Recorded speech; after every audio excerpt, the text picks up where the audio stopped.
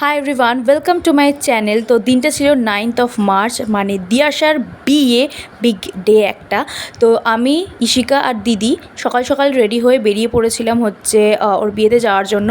আমরা যাব হাওড়া শালকিয়া। তো এখানে উবের বুক করছিলাম, আমরা গাড়িতে বসে পড়েছি, যাচ্ছি বন্ধুর বিয়েতে। বিয়ে বাড়ি বুঝতেই পারছো প্রচুর লাগেজ হবে, তাই ভাবলাম যে ক্যাবে করে যাওয়াটাই বেস্ট হবে। তো ওখান থেকে আমরা চলে গেলাম হচ্ছে হাওড়া শালকিয়ার উদ্দেশ্যে। তো এখানে আমরা পৌঁছেও গেলাম, আর দেখতেই পাচ্ছ আমাদের নতুন বউকে কি সুন্দর লাগছে। ওর এখনও বৃদ্ধি হয়নি এবং গায়ে হলুদও হয়নি। তো আমরা একদম ঠিক টাইমেই পৌঁছেছি, কারণ সব কটা ইভেন্টে আমি দেখতে চেয়েছিলাম ওর বিয়ের, কারণ বেস্ট ফ্রেন্ড বলে কথা, তো বিয়ের সব কিছুই দেখবো। তো আমরা লাগেজগুলো একটা ঘরে রাখার পরে দেখি যে ও যেখানে বসবে তার পেছনে যে ব্যাকগ্রাউন্ডটা সেটাই সাজানো হচ্ছিলো, আর এখানে ওর ফটোশ্যুটও চলছিল। তো আমরা কি করব বুঝতে পারছিলাম না, তাই আমরা নিজেরা ব্যালকনিতে এসে ফটো তুলছিলাম আর ওর সাথে মজাও করছিলাম। এরপর দেখি যে বরের বাড়ি থেকে তত্ত্ব নিয়ে চলে এসেছে। তো অনেকগুলোই তত্ত্ব এসেছিলো, তো তোমাদের সাথে আমি সবই আলাদা করে দেখাবো যে কী কী তত্ত্বতে ছিল। তো এই হচ্ছে তত্ত্বের জিনিসপত্র। এরপর আমরা ছাদে চলে গেছিলাম, কারণ ওখানে আমরা ব্রেকফাস্ট করব। যদিও বা বাড়ি থেকে খেয়ে এসেছি, বাট স্টিল অনেকটাই বেলা হয়ে গেছিলো বলে খুব খিদেও পেয়ে গেছিলো।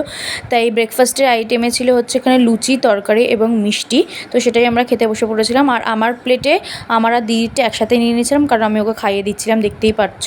তো আমি ভ্লগও করছি, ওকে খাইয়েও দিচ্ছি, একসাথে দুটোই করছি। এরপর নিচে এসে দেখলাম যে কাকু রেডি হচ্ছিলো, কারণ দিয়াশার বৃদ্ধি একটু পরেই শুরু হবে, তার জন্য রেডি হচ্ছিলো। কাকু যেহেতু বৃদ্ধিতে বসে পড়েছিল, তাই এখানে আমাদের কোণে কাকুর ফটো তুলে দিচ্ছিল, কারণ ও এতটা এক্সাইটেড হয়ে গেছিলো। এরপর দিয়াশাও বসে গেছিলো বৃদ্ধিতে, এবং সাথে সাথে ওর ফটোশ্যুটও চলছিল, কারণ বৃদ্ধিটা শেষ হওয়ার পরেই শুরু হবে ওর গায়ে হলুদ, যেটা হবে ওর ছাদে। বৃদ্ধি শেষ হওয়ার পর দিয়াশা চলে এসেছিলো ছাদে, কারণ ওর গায়ে হলুদ হবে।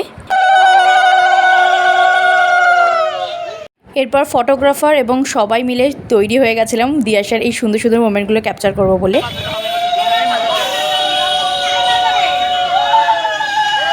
গায়ে হলুদের সাথে সাথে ওর ফটোশ্যুটও চলছিল, এবং আমরাও একটুখানি গায়ে হলুদ দিয়ে দিলাম দিয়াশাকে।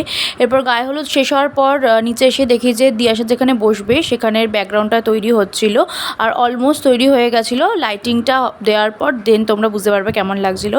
তো এখানে আমরা 3 বন্ধু মিলে গল্প করছিলাম, দিয়াশা সাজতে চলে গেছিলো, আর অনেকটাই বেলা হয়ে গেছিলো বলে আমরা লাঞ্চ করতে চলে গেছিলাম ছাদে। তো লাঞ্চে যেরকম বিয়েবাড়িতে থাকে সিম্পল মেনু সেটাই ছিল, সেটাই খেয়ে আমরা ওখান থেকে বেরিয়ে গেলাম লাগেজ নিয়ে মাসির বাড়িতে, মানে দিয়াশার মাসির বাড়িতে, কারণ ওখানেই আমরা রেডি হব এবং একটু রেস্টও করবো। আর দেখতেই পাচ্ছ আমাদের চোখের মুখের অবস্থা খুবই বিধ্বস্ত হয়ে গেছিলাম, কারণ অনেক ভোরে উঠেছিলাম দিয়াশার বিয়েতে আসবে বলে। এবার রেডি হয়ে আসার পর দেখি যে দিয়াশাও রেডি হয়ে চলে এসেছিলো বিয়ে বাড়িতে, আর দেখতেই পাচ্ছ ওকে খুব সুন্দর লাগছে, কারণ আমাদের ব্রাইড বলে কথা।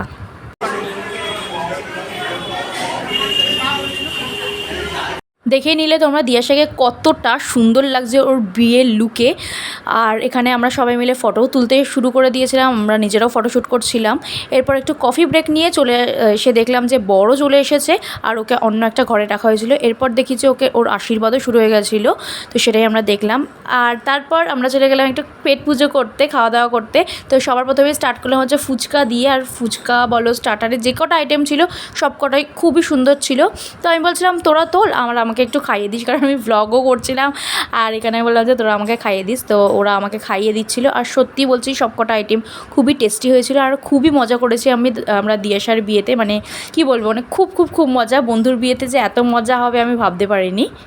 স্টার্টার খাওয়ার পর্ব মিটিয়ে আমরা নিচে এসে দেখি যে বর এখানে বসে পড়েছে বিয়ে করতে, আর বরের সাথে কাকুর যে রিচুয়ালগুলো আছে সেগুলোই করছিল।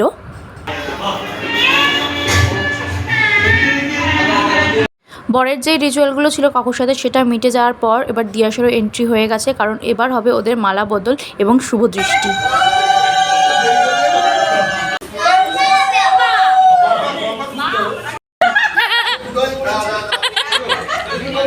তো এরপর হলো দুজনের মধ্যে শুভ দৃষ্টি, যেটা দেখতে খুবই ভালো লাগছিল।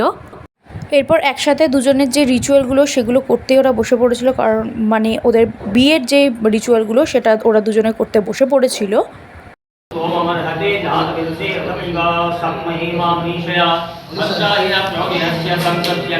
বিয়েতে যে যজ্ঞটা হয় সেটা হওয়ার পর 7 পাকে ঘোরার যে রিচুয়ালটা আছে সেটাই হচ্ছিল।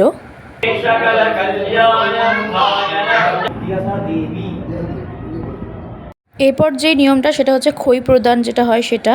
তো প্রথমে ওদের দুভাবে খই প্রদান হয়েছিল, একবার হাতে নিয়ে, একবার যে কুলোটা হয় সেই কুলোটাতে নিয়ে।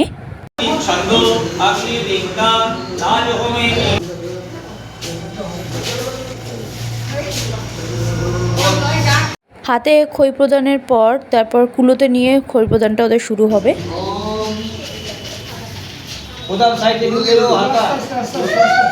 আমি এই নিয়মটা নামটা ঠিক জানি না, কিন্তু এটা পান পাতা আর শিলনোড়া নিয়ে একটা নিয়ম হচ্ছিল ওদের মধ্যে।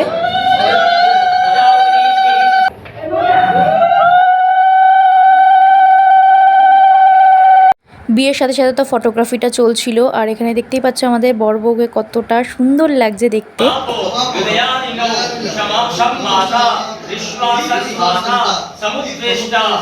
আমি এই নিয়মটার নামও ঠিক জানি না, কিন্তু কলা গাছের মতন করে একটা কিছু নিয়ম হচ্ছিল ওদের মধ্যে। আর এখানে দেখতেই পাচ্ছ আমরা 3 দর্শক মিলে পুরো বিয়েটা দেখেছি, কারণ বন্ধুর বিয়ে দেখতে যাচ্ছি, সেটা না দেখলে হয়।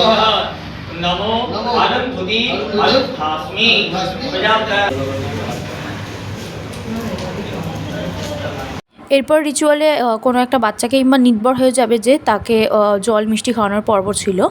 এরপর যেই জন্য আমরা অপেক্ষা করছিলাম এতক্ষণ ধরে, সেটাই হবে সিঁদুর দান।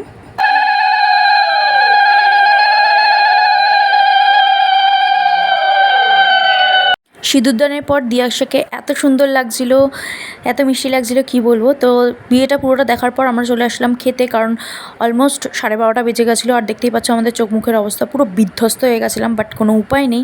তো এখানে ডাইরেক্ট আমরা চলে আসলাম খেতে। তো খাবারে কী কী মেনু ছিল সেটার জন্য আলাদা তোমাদের সাথে আমি রিল শেয়ার করেছি, অবশ্যই তোমরা সেটা চেক করে নিও। আলাদা এখানে আর দেখালাম না প্রত্যেকটা আইটেম। তো যা যা দিচ্ছিলো সেটাই খাচ্ছিলাম, আর অল্প অল্প করেই খেয়েছি, কারণ রাত হয়ে গেছিলো তোমাদেরকে বললাম, আর খেতে ইচ্ছা করছিল না। এরপর আমরা চেঞ্জ করে চলে আসলাম হচ্ছে আবার বিয়ে বাড়িতে, কারণ বাসর জাগবো বলে কথা। আরে সিঁদুরদানের পর কেমন লাগে তোর মুখটা সেটা? আরে পোজ দিচ্ছিস কেন রে ভাই? ওই যে তারপর বাসরে আমরা সবাই মিলে খুব মজা করলাম, আড্ডা মারলাম। তো এভাবেই আমরা দিয়াশার বিয়েটা খুব ভালোভাবে এনজয় করলাম। ভালো লাগলে ভিডিওটা অবশ্যই সাবস্ক্রাইব করো। টাটা।